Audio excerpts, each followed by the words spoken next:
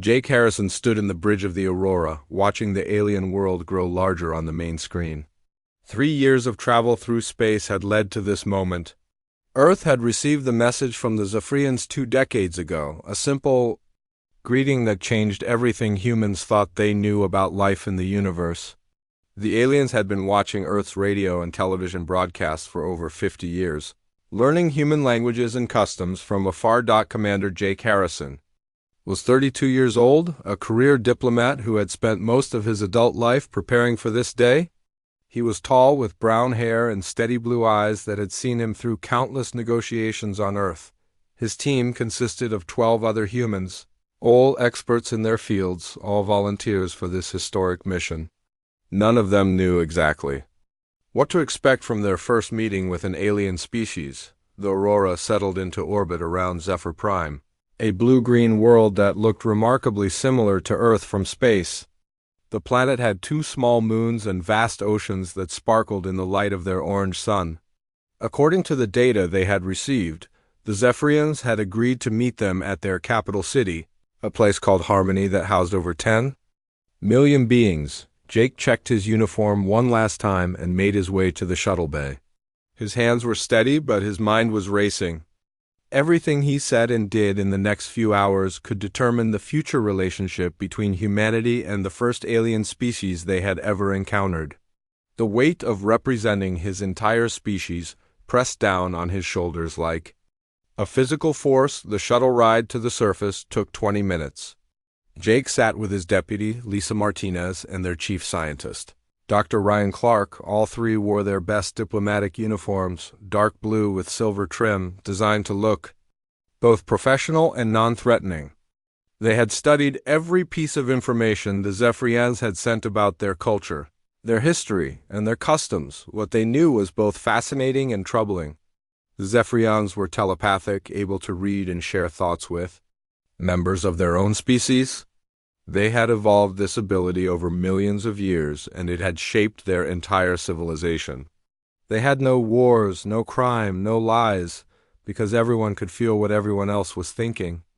It sounded like paradise, but Jake wondered what it would be like to never have a private thought.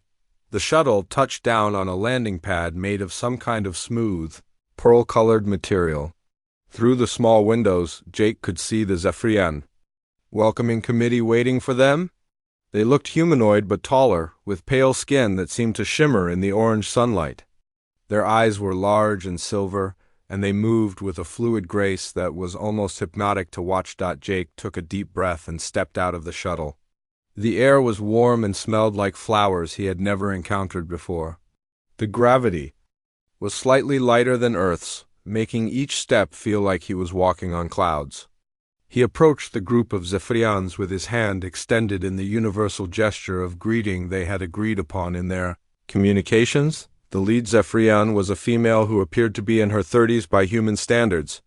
She was beautiful, in an otherworldly way, with features that were both alien and familiar. Her hair was long and silver, and her skin had a subtle glow that Jake found mesmerizing. She wore robes that changed color as she moved, shifting from deep blue to soft purple to pale green. "Welcome to Zephyr Prime, Commander Harrison," she said, her voice like music.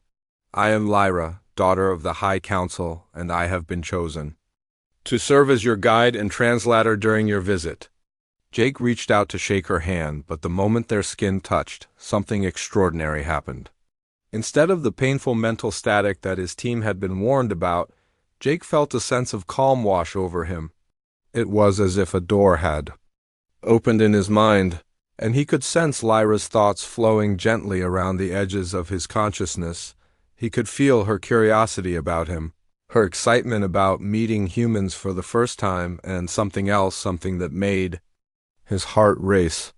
She was reading his thoughts, all of them, from his wonder at her beauty to his fears about failing his mission, to his embarrassing memory of falling down the stairs at his high school graduation.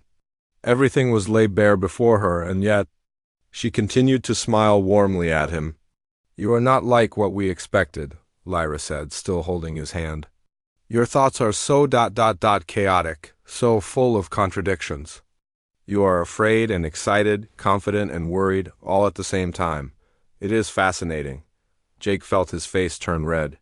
He had prepared for many things, but not for having his every thought examined by an alien woman who could see right through him. He tried to pull his hand away, but she held on gently. "Do not be embarrassed," she said. "What you call chaos, we call life. Your mind is like a storm, beautiful and powerful and completely unpredictable. It is unlike anything in our experience." Lisa and Dr. Clark stepped forward, and Jake noticed they were both wincing slightly. The mental contact with the Zephyrians was clearly causing them discomfort, just as their scientists had predicted. Only Jake seemed to be able to handle the telepathic connection without pain. "Perhaps we should begin with the formal ceremonies," Lyra suggested. "The High Council is eager to meet you, and there is much to discuss." As they walked toward the city, Jake found himself mesmerized by the architecture. The buildings seemed to grow from the ground like living things, their walls covered in patterns that shifted and changed as he watched. The streets were filled with Zephyrians going about their daily lives, and Jake noticed that they moved in perfect harmony, never bumping into each other or getting in each other's way. "They share their thoughts constantly," Lyra explained, noticing his observation. "Every Zephyrian is connected to every other Zephyrian. We move as one people, think as one people, dream as one people. It is the foundation of our civilization." Jake tried to imagine what it would be like to never have a private thought, to have every emotion and desire shared with everyone around him. The idea was both terrifying and strangely appealing. He realized that Lyra was still reading his thoughts, still seeing his reaction to everything she showed him. "You find it frightening," she said, "but also intriguing. You wonder what it would be like to be so connected to others, to never feel alone." Jake nodded, unable to deny what she already knew. "It sounds lonely and crowded at the same time." Lyra laughed, a sound like silver bells. "You humans are truly remarkable. Only you could find a way to be lonely in a crowd and crowded when alone. Your minds work in ways we cannot predict, and that makes you the most interesting species we have ever encountered." As they approached the great hall where the High Council waited, Jake realized that this mission was going to be unlike anything he had ever experienced. He was about to negotiate with beings who could read his every thought, who knew his fears and desires better than he knew them himself. And yet somehow he felt more hopeful than he had in years. Lyra squeezed his hand. Gently, "They will like you, Jake Harrison. How could they not when you are so beautifully, chaotically human?" The High Council chamber was unlike anything Jake had ever seen. The walls curved upward like the inside of a shell, and soft light seemed to come from everywhere and nowhere at once. 7 Zephyrians sat in a circle at the center of the room. Their silver eyes focused on the human delegation as they entered. Jake could feel their mental presence like a gentle pressure against his thoughts. Curious and cautious at the same time, Lyra guided Jake to a position facing the council members. Lisa and Dr. Clark stood behind him, both looking uncomfortable from the constant telepathic contact. Jake noticed that the other members of his team had been given special helmets that blocked most of the mental interference, but he had refused to wear one. He needed to be able to communicate properly with the Zephyrians, even if it meant having no privacy. "Commander Harrison," spoke the eldest council member, a tall Zephyrian with pure white hair and eyes that seemed to hold the wisdom of centuries. "I am Elder Caven, and I speak for the High Council of Zephyr Prime. We have waited long to meet your species face to face." Jake bowed respectfully, as they had practiced during the long journey from Earth. "Thank you for welcoming us, Elder Caven. Humanity is honored to make contact with your people." "Your thoughts are most unusual," another council member observed. Jake felt a gentle probing at the edges of his mind, like fingers leafing through the pages of a book. "You think in layers with multiple ideas existing at the same time. You can hold contradictory beliefs and somehow make them work together." Jake tried not to feel embarrassed as the council members examined his thoughts. He could sense their fascination with the way his mind worked, so different from their own orderly, shared consciousness. They were particularly interested in his. ability to lie to himself, to believe things he knew were not entirely true because it made him feel better. We have been studying your species for many years, Elder Caven continued. Your television broadcasts, your music, your literature. We find humans to be both fascinating and deeply troubling. Troubling? Jake asked, though he suspected he already knew the answer. Your capacity for violence is unlike anything we have encountered, another council member said. You wage war against your own kind. You destroy your environment. You create suffering, for no apparent reason. Yet you also create beauty, show compassion, and sacrifice yourselves for strangers. We cannot understand how both can exist in the same species. Jake felt Lyra's presence in his mind, gentle and supportive. She was not just reading his thoughts, but somehow helping him stay calm in the face of such direct criticism. He realized that she was acting as a bridge between his chaotic human mind and the ordered Zephyrian consciousness. We are not perfect, Jake admitted. We make mistakes, we hurt each other, we do terrible things. But we also learn from our mistakes.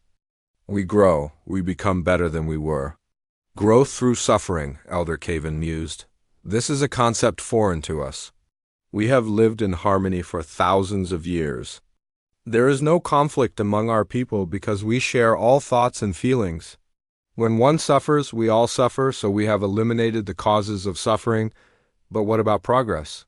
Dr. Clark asked, speaking for the first time since entering the chamber. How do you innovate? How do you create new things if everyone thinks the same way? The council members exchanged glances, and Jake felt a wave of discomfort pass through the room. It was clear that Dr. Clark had touched on a sensitive subject. We have achieved perfection in our society, one of the younger council members said. There is no need for change when everything works as it should. Jake could sense that this was not entirely true. Through his connection with Lyra, he could feel undercurrents of dissatisfaction among some of the Zephyrians. They were curious about change, about growth, about the possibility of being different than they had always been. Lyra tells us that you find our mental chaos interesting, Jake said carefully. She says it makes us unpredictable in ways that fascinate your people. Elder Caven looked at Lyra with what Jake interpreted as disapproval. Lyra has spent too much time studying your broadcasts. She has developed unusual ideas about the value of individual thought. Individual thought is not unknown to us, Lyra sighed, her mental voice carrying a note of defiance that surprised Jake.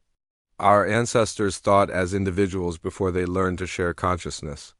Perhaps we have forgotten something important in our quest for harmony. Jake felt a ripple of shock pass through the council. It was clear that Lyra was expressing ideas that were considered radical among her people. He realized that his presence here was not just about first contact between species, but about a debate that had been brewing among the Zephyrians for some time. Your chaos is dangerous, another council member said, focusing on Jake. We can feel the conflict in your thoughts, the way you struggle with decisions, the way you doubt yourself and others. How do you function with such mental turmoil? Jake thought about the question seriously. How did humans function with all their doubts and fears and contradictions? How did they make decisions when they were never completely certain about anything? We learn to live with uncertainty, he said finally. We make the best choices we can with the information we have, and we accept that we might be wrong. We try, we fail, we try again. Sometimes we succeed in ways we never expected, and sometimes you create beautiful things from your suffering. Lyra added, your music, your art, your stories, they come from pain and joy mixed together in ways that are impossible for us to understand but wonderful to experience. Jake felt a surge of affection for Lyra through their mental connection. She was risking a great deal by defending humanity to her own people. He could sense that some of the council members were beginning to see her as corrupted by human influence. We did not invite you here to change us, Elder Caven said firmly. We invited you here to determine whether your species is ready to join the greater galactic community. Your mental chaos may be interesting, but it is also potentially dangerous to the stability of our civilization. We do not want to change you, Jake replied. We want to learn from you and perhaps teach you something in return. We believe that different ways of thinking can make both our species stronger. The council members conferred among themselves in a rapid exchange of thoughts that Jake could not follow. He felt like a child trying to understand an adult conversation, catching only fragments of meaning through his connection with Lyra. "We will consider your words," Elder Caven said finally. "But first, we must test whether humans can truly coexist with telepathic species. Tomorrow, you will face a challenge that will determine the future of relations between our peoples." As the meeting ended, Jake felt a mix of hope and fear.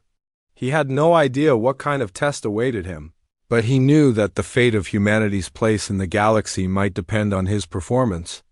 Through his mental link with Lyra, he could feel her confidence in him, her belief that humans had something valuable to offer the universe. Walking back to their guest quarters, Jake realized that he was no longer bothered by having his thoughts read. Lyra knew everything about him, his fears and desires and embarrassing memories, and she still wanted to help him succeed. There was something liberating about being completely known and accepted for who he was. "Tomorrow will be difficult," Lyra said as they reached his room. "But I believe in you, Jake Harrison. I believe in the beautiful chaos of human thought." Jake woke before dawn in his guest quarters, unable to sleep as his mind raced with thoughts about the upcoming test. The room was comfortable, with walls that shifted color based on his mood, currently a worried shade of gray-blue. He had spent most of the night thinking about what the Zephyrians might ask him to do, and none of his ideas were particularly encouraging. Lyra arrived just as he finished getting dressed. She entered without knocking, as was apparently normal for her people who shared all thoughts anyway. Jake had grown used to her presence in his mind, the gentle touch of her consciousness that felt both intimate and natural. "You did not sleep well," she observed, settling into one of the floating chairs that seemed to be standard furniture on Zephyr Prime. "Hard to sleep when you know the future of your species might depend on what you do today," Jake replied, trying to keep his voice light. "The test is not what you think," Lyra said, and Jake felt a wave of complex emotions from her through their mental connection. "The High Council has decided to present you with a problem that we have been unable to solve for over 300 years. Jake sat down across from her, suddenly very interested. "What kind of problem?" "A conflict between two of our oldest families," Lyra explained. "The Northwind clan and the Southstar clan have been in disagreement for centuries. It began as a simple dispute over territory, but it has grown into something much deeper. They refuse to share thoughts with each other, which is almost unheard of in our society." "How is that possible?" Jake asked. "I thought all Zephyrians were connected telepathically." "We are, but we can choose to block our thoughts from specific individuals or groups if we concentrate hard enough. It is painful and exhausting, but it can be done. The two clans have been doing this for so long that they have forgotten how to stop." Jake began to understand the magnitude of the problem. In a society built on shared consciousness, having two groups that refuse to communicate telepathically would be like having a civil war that never ended. "What exactly are they fighting about now?"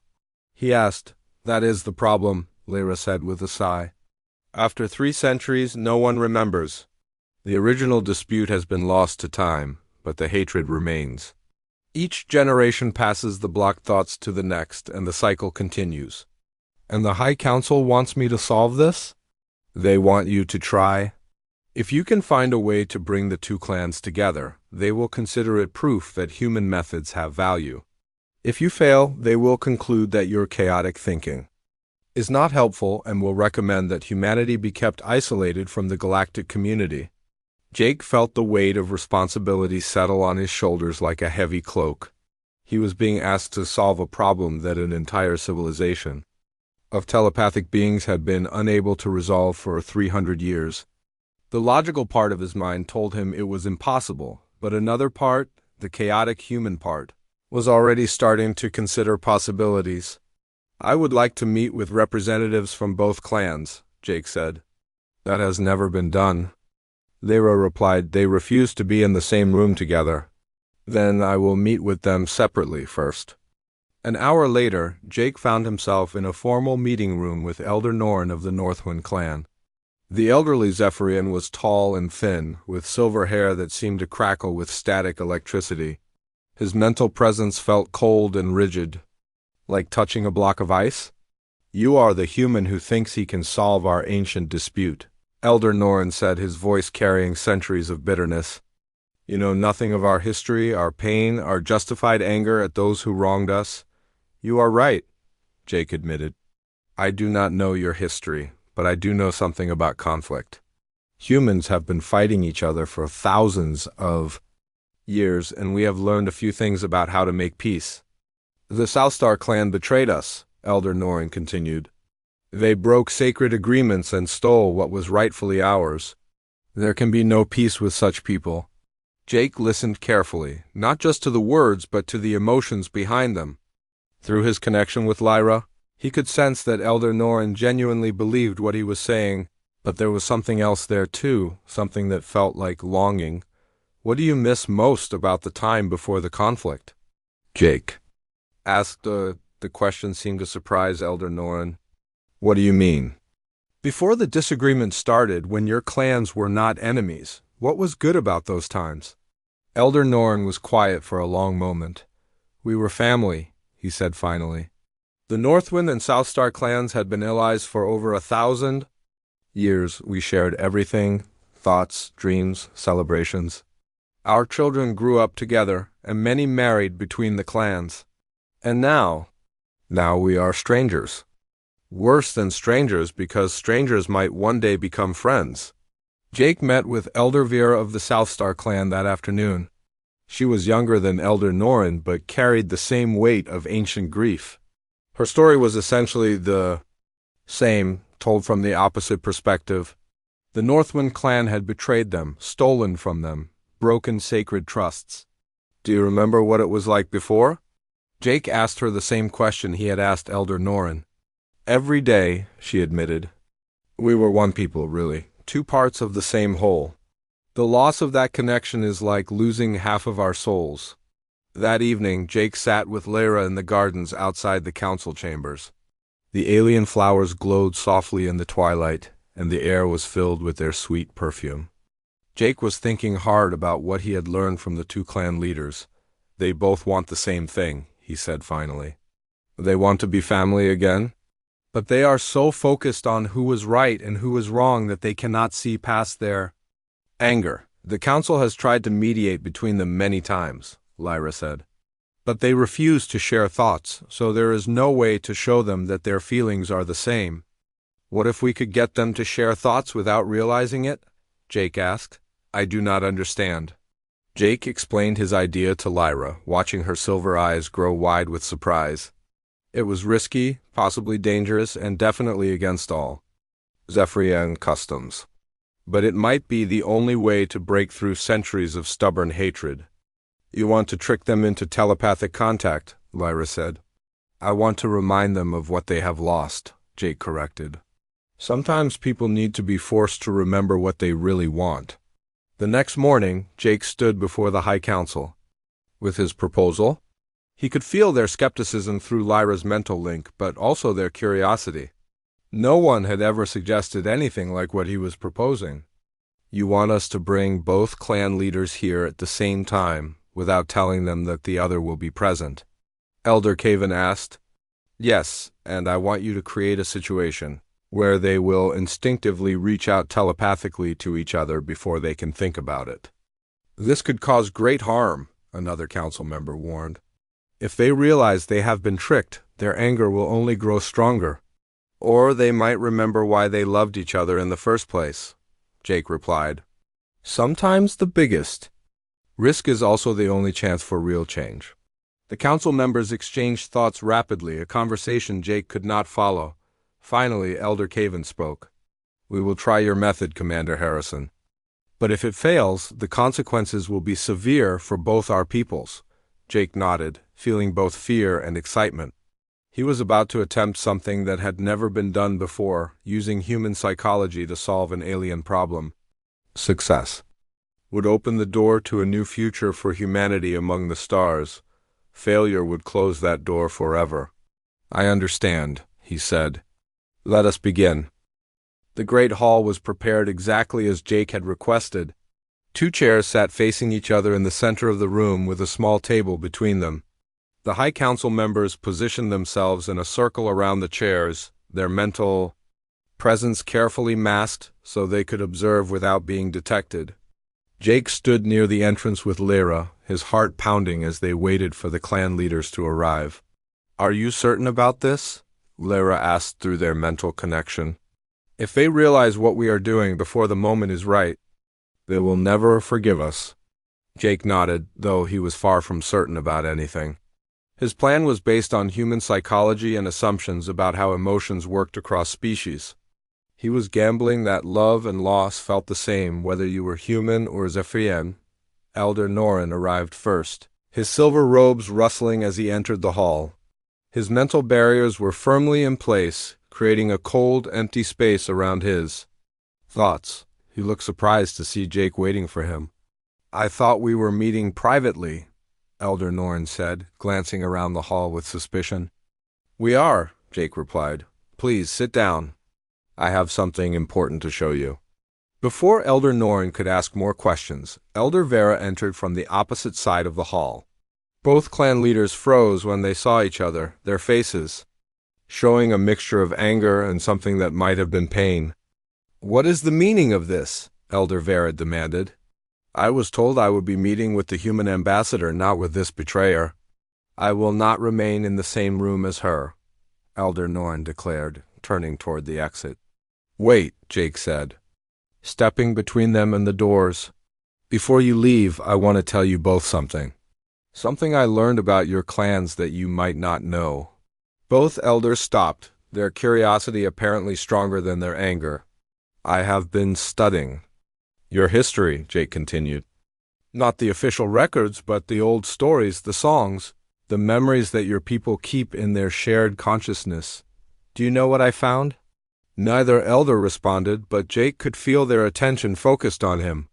I found the real reason your clan started fighting, Jake said. It was not about territory or resources or broken agreements.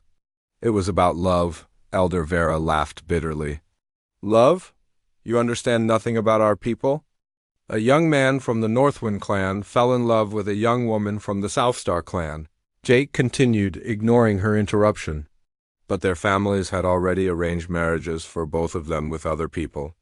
The couple tried to run away together, but they were caught and forced to marry their arranged partners. Jake could see that both elders were listening now, their anger temporarily replaced by confusion. The young man's name was Kale Northwind, Jake said. The young woman was Myra Southstar. They were your ancestors, both of you. Great-great-grandparents. To Elder Norin, great-great-grandparents to Elder Vera. The silence in the hall was complete. Even the High Council members had stopped their mental conversations to listen. The families blamed each other for the pain their children suffered. Jake continued. The Northwinds said the Southstars should have broken the girl's engagement. The Southstars said the Northwinds should have released the boy from his obligations. The anger grew and spread until it consumed both clans. Even if this is true, Elder Norin said slowly, it changes nothing. The betrayals that followed were real. Were they? Jake asked. Or were they just 2 families in pain, lashing out at each other because they could not bear the grief of what they had lost? Jake moved to the small table and picked up an object that had been hidden beneath a cloth. It was a small crystal, glowing with soft blue light. This is a memory crystal, Jake said. It contains the last shared thought between Kale Northwind and Myra Southstar, recorded just before they were separated forever. The High Council found it in the old archives. No one has accessed it for 300 years. Both elders stared at the crystal with a mixture of fear and longing. I want you to experience this memory together, Jake said. To feel what your ancestors felt, to understand what was really lost when your clans began to fight. Impossible, Elder Vera said. We cannot share thoughts? We have not done so for centuries? You can for this, Jake said.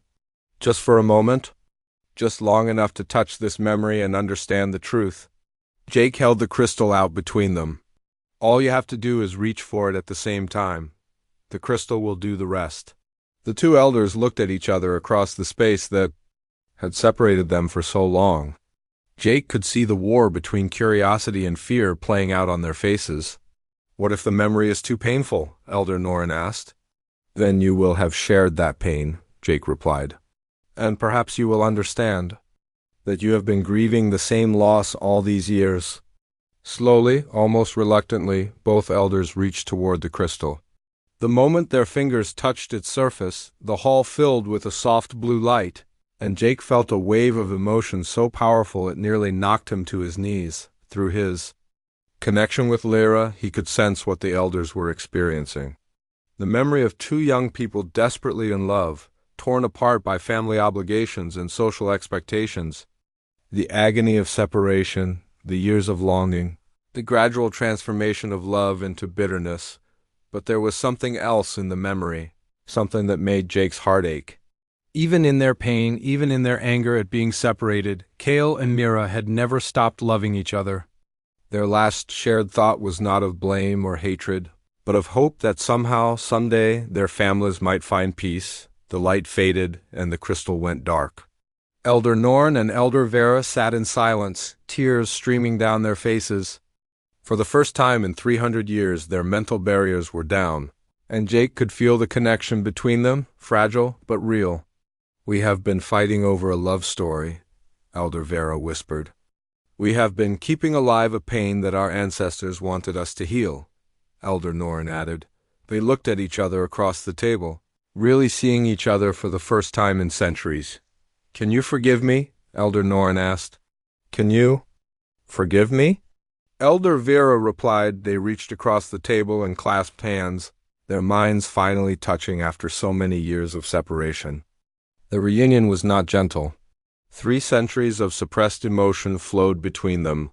Anger and grief and love and hope all mixed together in a torrent of feeling that filled the hall with its intensity. Jake felt Lyra's hand slip into his as they watched the two elders embrace, their mental barriers dissolving completely. Around them, the High Council members sat in stunned silence, witnessing something they had thought impossible. How did you know? Elder Caven asked Jake when the emotional storm had finally calmed. I did not know, Jake admitted. I hoped. Humans understand something about love and loss that perhaps your people had forgotten. We know that sometimes the things that hurt us most are the things we need most to remember. Elder Norn and Elder Vera were still holding hands, their minds fully connected for the first time in their lives. The barriers between their clans were crumbling, and Jake could feel the joy of reunion spreading through their people like ripples in a pond. You have done something remarkable, Elder Caven said to Jake.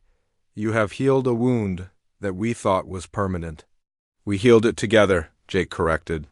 Human emotion and Zephyrian telepathy working as one. Maybe that is what both our peoples need to learn. Lyra squeezed his hand, and through their connection, Jake felt her pride in him, her joy at what they had accomplished together. The future suddenly seemed bright with possibility. 3 days after the reunion of the clans, Jake stood before the High Council for the final time. The Great Chamber looked different now, filled with representatives from both the Northwind and Southstar families sitting together for the first time in centuries. Their combined mental presence created a harmony in the room that Jake could feel even through his human consciousness. Elder Caven rose from his seat, his ancient face showing an expression that Jake had learned to recognize as deep respect among the Zephyrians. Commander Jake Harrison, Elder Caven began. You have accomplished something that our people believed was impossible. You have shown us that the chaos we feared in human thinking may actually be a form of wisdom we had forgotten. Jake felt Lyra's pride flowing through their mental connection. She stood beside him, no longer just his guide but his partner in everything they had achieved together.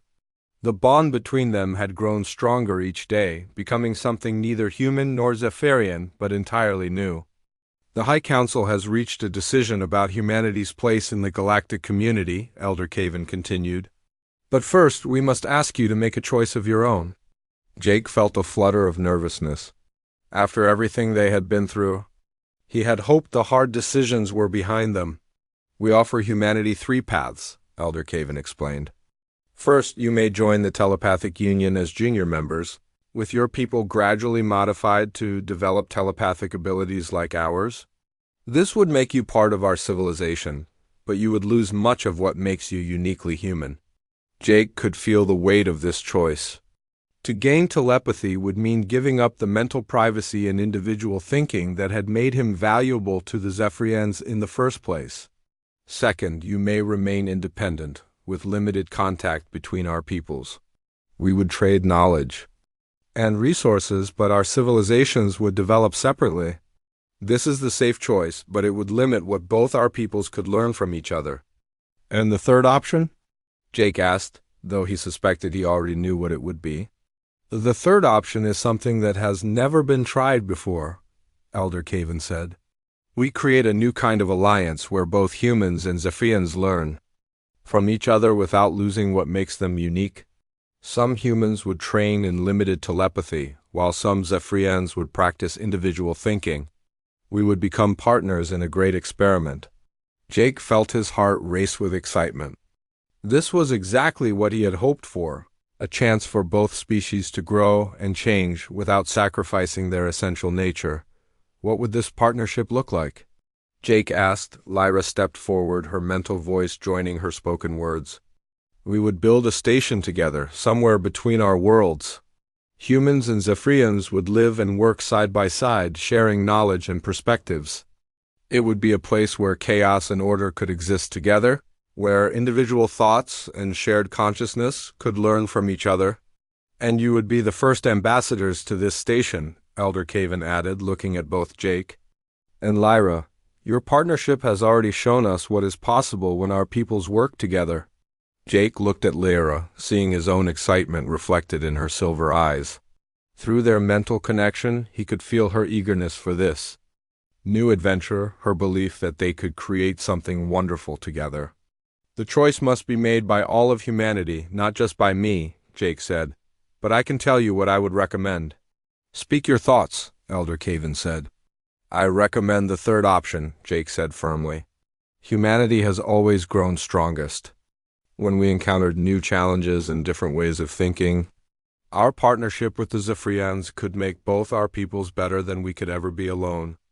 The council members exchanged rapid telepathic communications, their faces showing satisfaction with Jake's answer. Then it is decided, Elder Caven announced. We will send a delegation to Earth to present these options to your leaders, and we will begin planning for the construction of the new station. As the formal ceremonies concluded, Jake found himself walking with Lyra through the gardens of the capital city. The alien flowers seemed to glow brighter in the evening light, responding to the joy that filled the air around them. Are you ready for this? Lyra asked, her thoughts flowing gently through his mind. Living between worlds, being neither fully human nor fully Zephyrian? Jake stopped walking and turned to face her. I have been thinking about that, he said. For weeks now, you have been reading my thoughts, seeing my fears and embarrassments and secret desires. You know, things about me that I barely understand about myself. And that frightens you? Lyra asked, though through their connection she already knew the answer. It used to, Jake admitted. But now I realize that being completely known by someone who still chooses to be with me is the most incredible gift I could ever receive. You have seen all of my chaos, all of my contradictions, and you still want to share this adventure with me. Lyra smiled, her face glowing with happiness. Your chaos is what makes you beautiful, Jake Harrison. In all my years of shared consciousness, with my people, I never felt as alive as I do when I touch your wild, unpredictable thoughts. Jake reached out and took her hands in his. Then yes, I am ready. Ready to build something new, ready to be part of something that has never existed. Before... Together, Lyra said, and the word carried all the promise of their future in it. 6 months later, Jake stood on the observation deck of the new station, watching ships from both Earth and Zephyr Prime dock at the growing facility. The station was a marvel of combined human and Zephyrian technology, with sections that shifted and grew like living things while others remained solid and dependable. Lyra joined him at the viewing window, her presence in his mind as comfortable as breathing. She had been learning to think individually while he had been training in basic telepathy. Neither of them would ever be fully like the other species, but they were becoming something new together. The first group of human students arrives. "Tomorrow," Lyra said, 50 volunteers who want to learn telepathic techniques. And 20 young Zephyrians are coming to study human emotion and individual creativity, Jake added. Elder Caven thinks they are all crazy for wanting to experience mental chaos. Perhaps they are, Lyra laughed. But it is a beautiful kind of crazy. Through the viewing window, Jake could see Earth hanging in the distance, a blue marble that represented everything he had once called home. But home was different now. Home was wherever he and Lyra were building their future together. "Do you ever regret it?" Jake asked. "Giving up the perfect harmony of your people for this uncertain experiment?" Lyra's mental voice filled with warmth and certainty. "Harmony without growth is not perfection, Jake. It is just a beautiful form of death. What we are building here is messy and complicated and unpredictable, but it is alive in ways my people have forgotten were possible." Jake nodded, understanding completely. The station around them hummed with activity, filled with beings from two worlds learning to think in new ways. It was chaotic and ordered, individual and collective, human and alien all at once. "Besides," Lyra added, her thoughts dancing with mischief, "I can still read your mind and know your wildest thoughts, and I still want you." "That seems like a pretty good foundation for whatever comes next." Jake laughed, pulling her close as they watched the stars wheel overhead. The future was uncertain, full of challenges and possibilities they could not yet imagine. But they would face it together, chaos and order combined, creating something entirely new among the stars.